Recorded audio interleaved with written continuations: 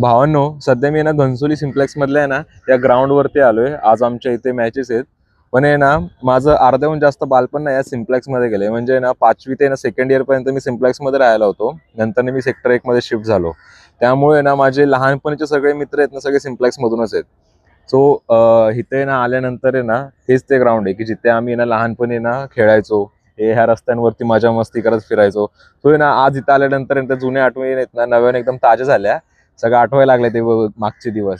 आणि माझ्या फॅमिलीने सुद्धा ह्याच सिम्प्लेक्स मध्ये ना सुखाचे दुःखाचे आनंदाचे दिवस बघितलेत. त्यामुळे ना बऱ्याचशा गोष्टी ना इथे ना कनेक्ट होत आहेत. कसं आहे ना मुंबईमध्ये चाळींमध्ये जे सुख असतं ना तेच तुम्हाला सिम्प्लेक्स मधलं ना प्रत्येक फ्लोअरवरती बघायला भेटतं. इथे आहे ना प्रत्येक माळ्यावरती तुम्हाला ना 24 रूम आहेत.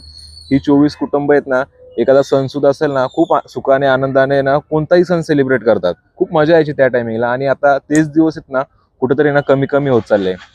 आणि हे सिम्प्लेक्स पण आता आहे ना सध्या रिडेव्हलपमेंट मध्ये चाललंय. कसं आहे काही लोकांसाठी सिम्प्लेक्स मध्ये ना फक्त ना एक व्यवहार बनून गेलाय. तर इथल्या ना रहिवाशी आहेत ना त्यांच्यासाठी ना खूप साऱ्या आठवणी आहेत त्या सिम्प्लेक्स सोबत.